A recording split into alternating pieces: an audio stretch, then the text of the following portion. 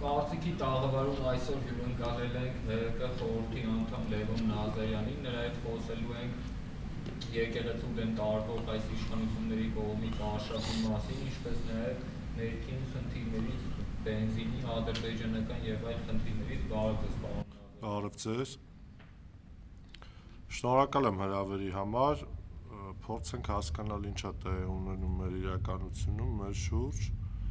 ուր է ցանկանում Հայաստանի Հանրապետությունը եւ մեր հասարակությանը տանել Հայաստանի ներկայիս կառավարիչը, իրադարձությունները, որոնք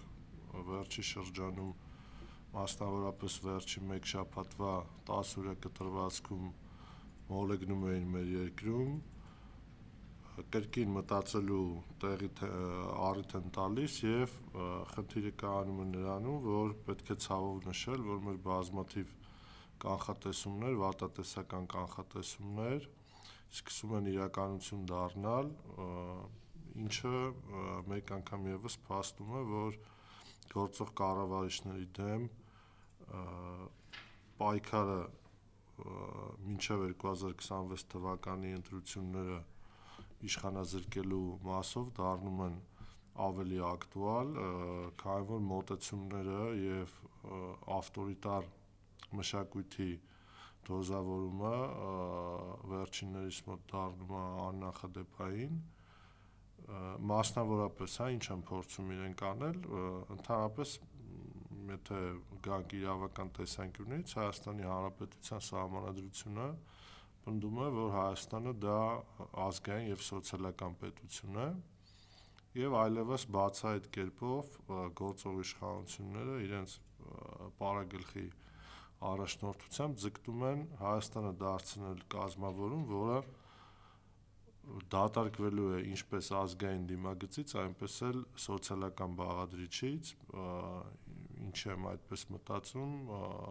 եւ որն է լինելու դրա հետևանքները։ Մենք տեսնում ենք, որ եկեղեցու շուրջ ծավալվող իրադարձությունները գնալով ստանում են ողբերգական բնույթ, ինչեմ նման գնահատականներ տալիս,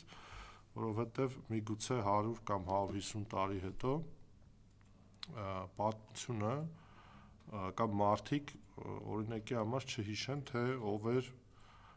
ամենայն հայոց կաթողիկոսը 2025 թվականի աշնանը, բայց ենթադրաբար մեր պատմության մեջ կհիշվի այն դրվագը, որ հայ ժողովրդի մի հատված փորձում էր կոտրելով Էջմիածնի դռները ներս խուժել եւ տեղի ունեցավ ներհասարակական խժդժություն, որը հղիա վտանգներով, հղիա քաղաքացիական բախումներով, ինչը կարելի է ենթադրել, որ այսպես ասած վարժանքեր կամ փորձեր ավելի մեծ ծավալով նման միջոցառում կազմակերպելու, զավթելու համար մայրաթոռը, որոշակի ոտնձգություններ կազմակերպելու ամենայն հայոց կաթողիկոսի ուղղությամբ եւ քաղաքական հաշվարկը այստեղ շատ պարզ է։ Նիկոլ Փաշինյանը հասկանում է, որ եկեղեցին չի կարող լինել այն կառույցը, որը ի վիճակի է իրեն քաղաքական պատասխան հասցնել եւ ելնելով այս հանգամանքից կարծեք թե իր համար հարմար թիրախ է ընտրել հենց եկեղեցուն, անընդհատ թիրախավորել եկեղեցուն, առաջ տանել սեփական քաղաքական օրակարգը, դրանով շեղելով մեր հասարակության ուշադրությունը տարբեր թեմաներից, այսպիսով երկու կարևոր խնդիր է լուծվում։ Մենք դրա վառ օրինակը տեսանք դեռևս ամռանը, երբ որ նմանատիպ իրադարձություններ գեներացնելով վերջինս կարողացավ մեր հասարակության մի մասի ուշադրությունը շեղել Սյունիքի շուրջ ծավալվող զարգացումներից եւ մյուս կողմից էլ ավելի, այսպես ասած, զարգացնել հարձակման ուղղությունը եկեղեցու առթիվ։ Փաստացի ստացվում է, որ այն մեղադրանքները իրենց կողմից հնչեցվող, որ եկեղեցին է քաղաքական հարցերի մեջ փորձում խառնվել կամ քաղաքական դիրքորոշում ունենալ, ընդհանրապես զրոյական են եւ պետք է հասկանալ մեկ շատ կարևոր հանգամանք, որ հայ առաքելական Սուրբ եկեղեցին դա ազգային կառույց է եւ իր դիրքորոշումները, իր կոչերը, իր ուղերձները դրանք ոչ թե քաղաքական օրակարգի մաս են, այլ ազգային օրակարգին նվիրված հայտարարություններ են, որովհետև ենթադրենք եկեղեցին կարող է տարաբնույթ հայտարարություններ անել կապված հայ համայնքի մասով, հայ մարդկանց մասով, չգիտեմ, Սինգապուրից մինչև Իռլանդիա, ԱՄՆ-ից մինչև Չինաստան, եւ դա ընդհանրապես չի կարող դիտարկվել որպես այլ երկրների ներքին քաղաքական կյանքին խառնվելու փորձ կամ ձգտում, նույնը վերաբերվում է նաեւ Հայաստանի Հանրապետությանը, այսինքն ամենայն հայոց կաթողիկոսը դա կառավարությունում, ասենք կրոնի եւ խղճի ազատության հարցերով հանձնակատարը չի, ամենայն հայոց կաթողիկոսը դա հայ ժողովրդի հավաքական կամքը եւ հայ ժողովրդի հավաքական ձգտումները արտահայտող այն միակ եւ երևելի անձնավորությունն է, ով կարող է կոչեր ուղերձներ հղել հայ հասարակությանը նման օրհասական իրավիճակում եւ այս առումով ցանկացած կոչ կամ ուղերձ, որը ենթադրելի է, որ կարող է ունենալ ամենայն հայոց կաթողիկոսը, ենթադրենք ամանորյա տոների առթիվ, դա իր մեջ կպարունակի համախմբման կայծ եւ դա ընդհանրապես չի կարող դիտվել որպես քաղաքական օրակարգ, որովհետեւ եկեղեցին չի կարող, ասենք, որևէ կերպ մասնակցություն ունենալ քաղաքական գործընթացներին, քաղաքական ընտրություններին, մեկնաբանություններ անել, տեքնացումներ առաջարկել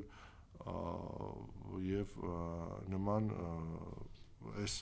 քաղաքական կոնտեքստից բխող որևէ ակտիվություն։ Դրա փոխարեն ենթադրենք ամենայն հայոց կաթողիկոսը գուցեև կարողանա կոչ եղել, որպեսզի Սուրբ Էջմիածնի բակում ենթադրենք ամեն շաբաթ եւ կիրակի օր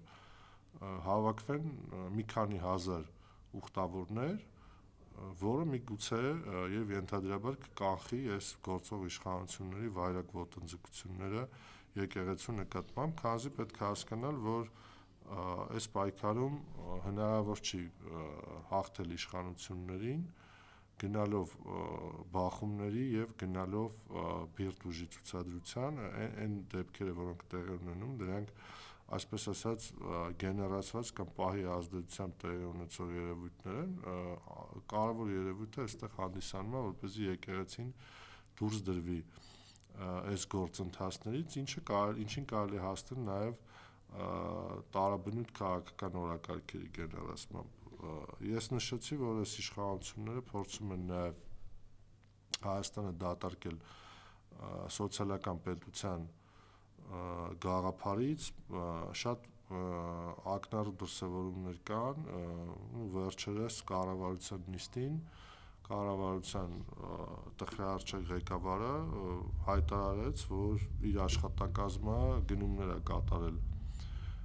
խանութից, կրպակից, այնտեղ ինչ-որ խոսակցություն է տեղի ունեցել, վերջինս դա դիտարկում էր որպես կոռուպցիոն դրսևորում,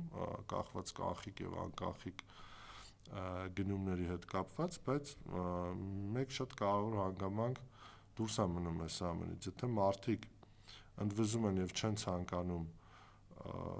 կազմակերպել իրենց առևտուրը, ենթադրենք անկախիկ գումարի շրջանառության տեսքով, դա նշանակում է, որ կառավարությունը պետք է դիմի ինքնարեֆլեքսիայի եւ թարմացնի իր որոշումները կամ վերանայի այդ որոշումները, դրանք հարմարեցնելու իր քաղաքացիների շահերին եւ պահանջներին, այլ ոչ թե ընդհանա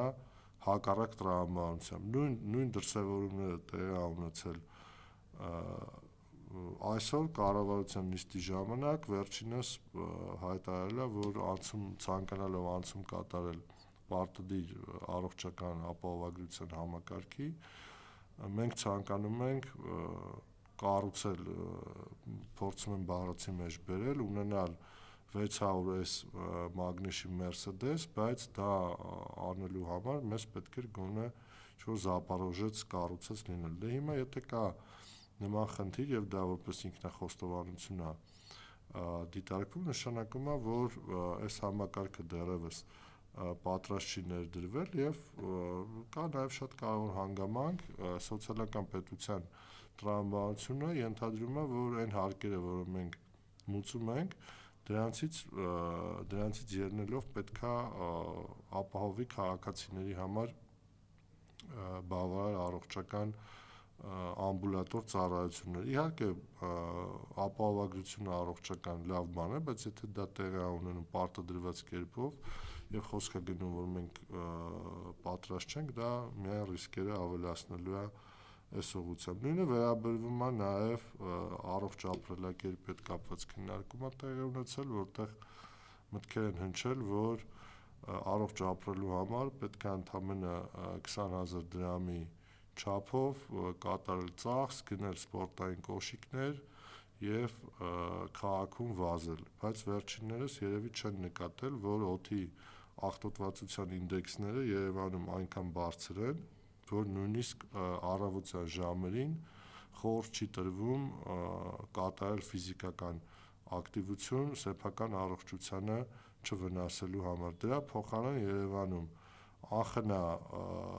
կտրվում են ծառերը, ուղղակի էկոցիդ է տեղի ունենում եւ դրան գումարած մտքեր են հնչում, որ Երևանում օդի աղտոտվածության խնդիրը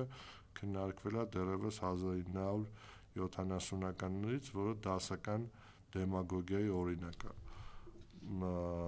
Մյուս խնդիրը, որը իշխանությունները կարծում եմ որպես տեղեկատվական բադիկ է, այսպես կիրառեցին օրակարգեր տարբեր շեղելու համար,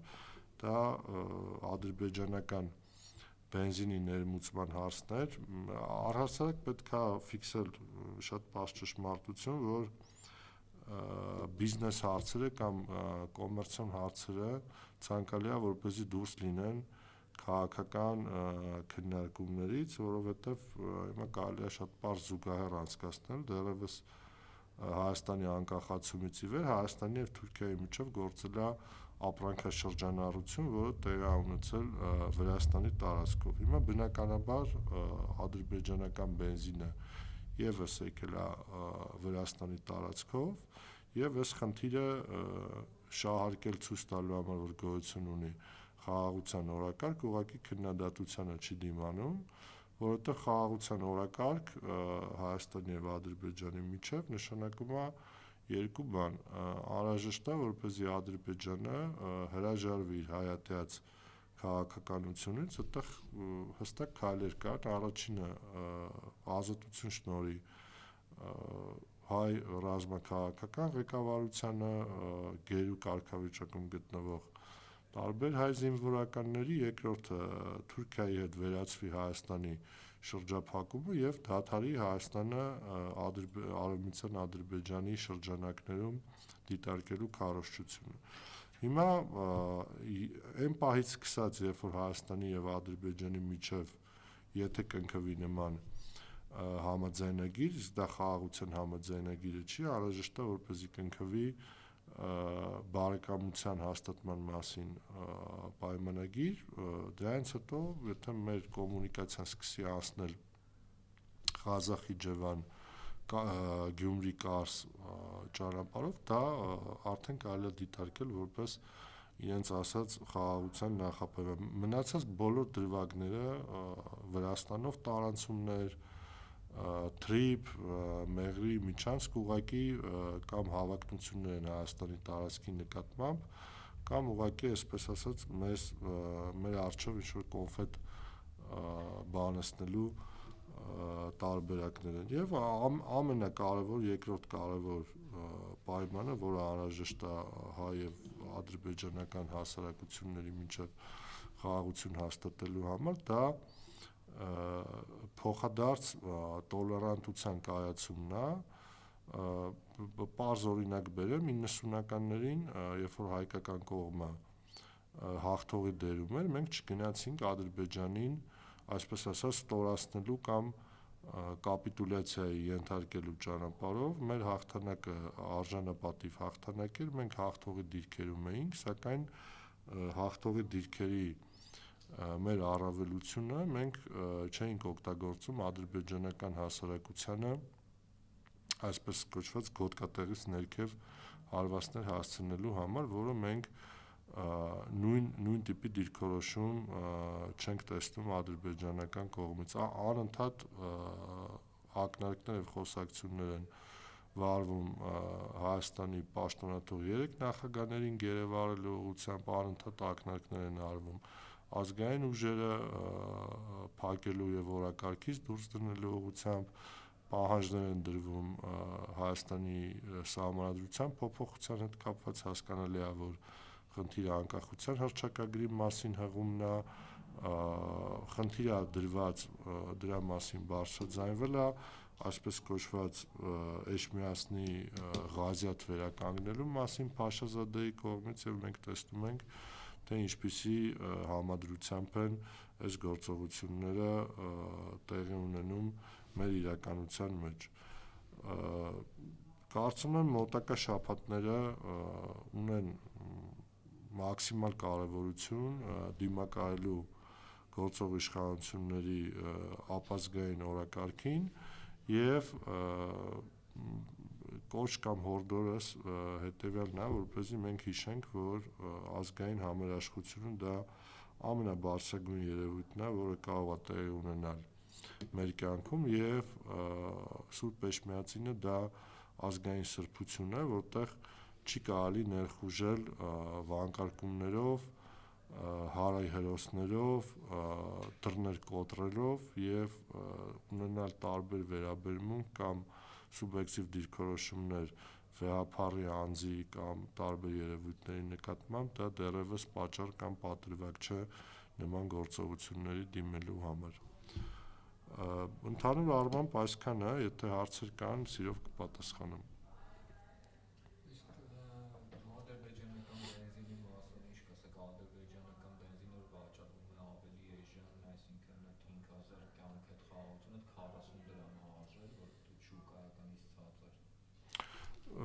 Գիտեք, ես նշեցի, որ